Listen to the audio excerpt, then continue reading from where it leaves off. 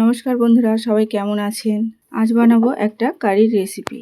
বন্ধুরা, ফুরুলি দিয়ে তো নানান ধরনের রেসিপি দেখেছেন। আলুর চপ দিয়ে কোনো রেসিপি দেখেছেন? হ্যাঁ বন্ধুরা, ঠিক শুনেছেন। আজ বানাবো দোকান থেকে কিনে আনা আলুর চপ দিয়ে একটা সুন্দর কারির রেসিপি। এটা গরম গরম ভাতের সাথে দুর্দান্ত লাগে খেতে। তো বন্ধুরা, অবশ্যই এইভাবে একবার আলুর চপ দিয়ে রেসিপিটা বানিয়ে দেখবেন। বন্ধুরা, আমি দোকান থেকে আলুর চপ কিনে এনেছিলাম। আপনারা চাইলে আলুর চপটা বাড়িতে বানিয়ে সেই চপ দিয়ে আলুর চপ কারি রেসিপিটা বানাতে পারেন। তো অনুরোধ রইল, রেসিপিটা প্রথম থেকে শেষ পর্যন্ত দেখুন। আর দেখে যদি ভালো লাগে তাহলে একটা লাইক আর চ্যানেলটাকে সাবস্ক্রাইব করে দেবেন। তো আমি আলুর চপের যে কষাটা বানাবো তার জন্য আমি এখানে দুটো আলু নিয়েছি, একটা পেঁয়াজ নিয়েছি আর কাঁচা লঙ্কা নিয়েছি। এবারে আমি আলু, পেঁয়াজ আর কাঁচা লঙ্কাটা কেটে নেব। আলুর খোসাটা ছাড়িয়ে নিচ্ছি।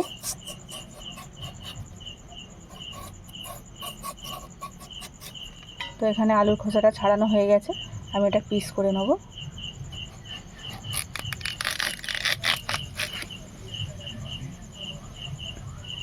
এইভাবে একটু মোটা মোটা করে পিসটা বানাবো।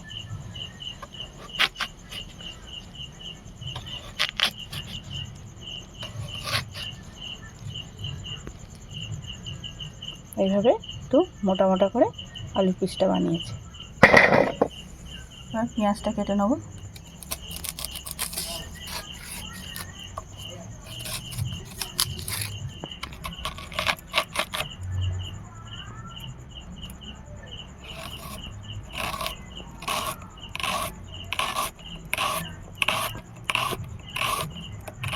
পেঁয়াজটা একদম পাতলা পাতলা করে কাটবো।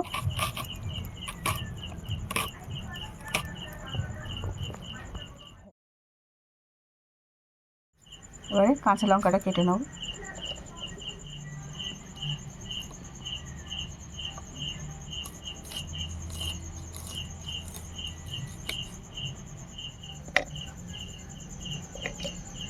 তো এখানে আলু, পেঁয়াজ আর কাঁচা লঙ্কাটা আমার কাটা হয়ে গেছে।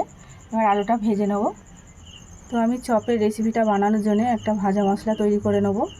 তার জন্য নিয়েছি চা চামচের হাফ চামচ গোটা ধনে, হাফ চামচ গোটা জিরে, হাফ চামচ পাঁচফোড়ন, একটা তেজপাতা টুকরো করে নিয়েছি।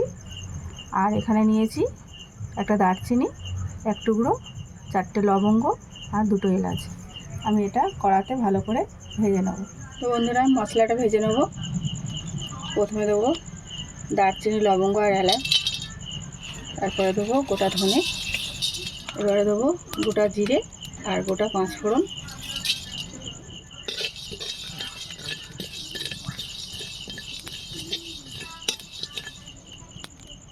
এবারে যে একটা তেজপাতা ছোটো করে টুকরো করে রেখেছিলাম ওটা দিয়ে দেবো।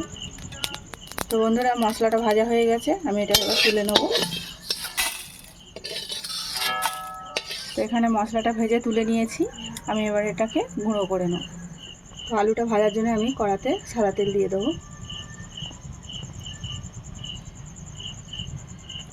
আলুটা দিয়ে দিচ্ছি।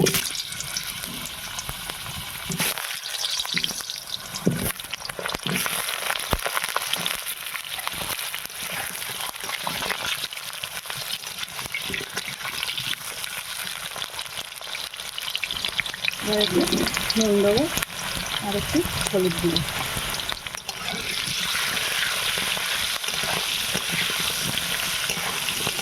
আলুটা ভালো করে লাল করে ভাজতে হবে।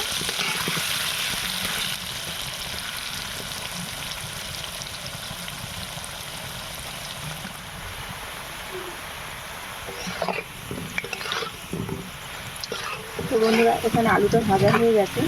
আলুটাকে এমনভাবে ভাজতে হবে যেন 4 ভাগে 3 ভাগ আলুটা ভাজার সময় সেদ্ধ হয়ে যায়। তো এখন আমার আলুটা ভাজা হয়ে গেছে, আমি এটা তুলে নেব।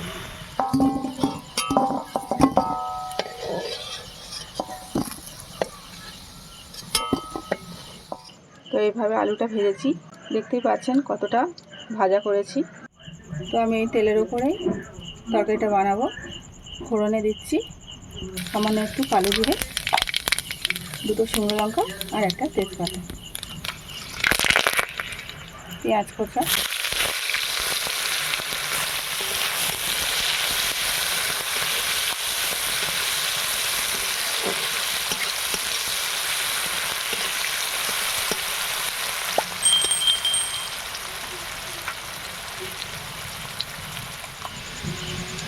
এখানে পেঁয়াজটা ভাজা হয়ে গেছে। এবার আমি আদা রসুন বাটাটা দেবো, তার সাথে সামান্য একটু জল,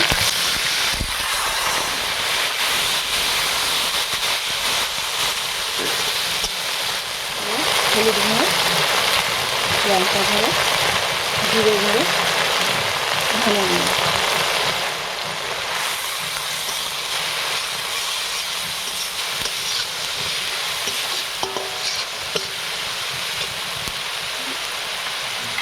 কালারের জন্য একটু কাশ্মীরি লঙ্কা গুঁড়ো।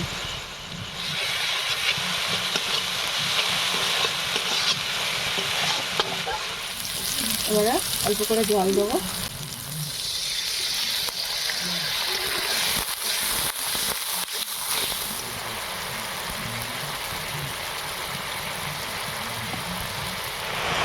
এখানে মশলাটা ভালো করে কষানো হয়ে গেছে। এবার আমি ভাজা আলুটা দিয়ে দেবো।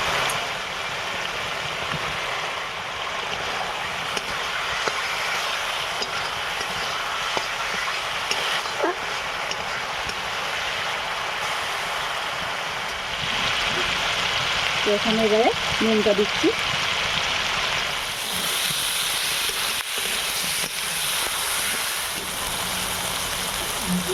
তো এখানে মশলাটার সাথে আলুটা ভালো করে কষানো হয়ে গেছে। আমি এবারে পরিমাণ মতন জল দেবো। খুব বেশি জল দেবো না, কারণ আলুটা সেদ্ধই হয়ে আছে। তাই এখানে পরিমাণ মতন অল্প করে জল দেবো।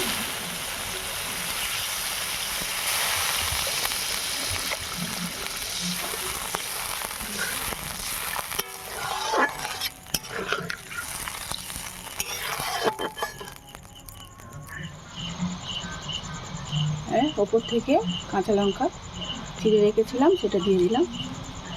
এবারে ঢাকনাটা দেবো।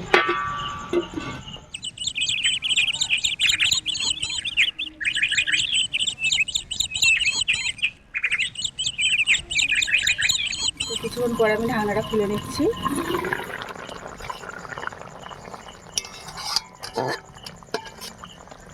এবার আমি আলু চপটা দিয়ে দেবো। আলু চপটা আগে দেবেন না, তাহলে তাড়াতাড়ি ওটা নরম হয়ে গিয়ে একদম ভেঙে ঘাঁটা ঘাঁটা হয়ে যাবে। তাই নামানোর কিছুক্ষণ আগে চপটা দিতে হবে।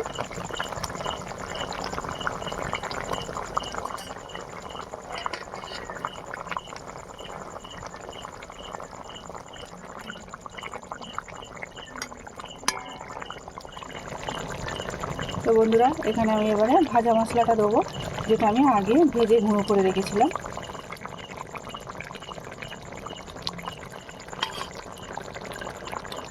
এখানে রেসিপিটা আমার তৈরি হয়ে গেছে।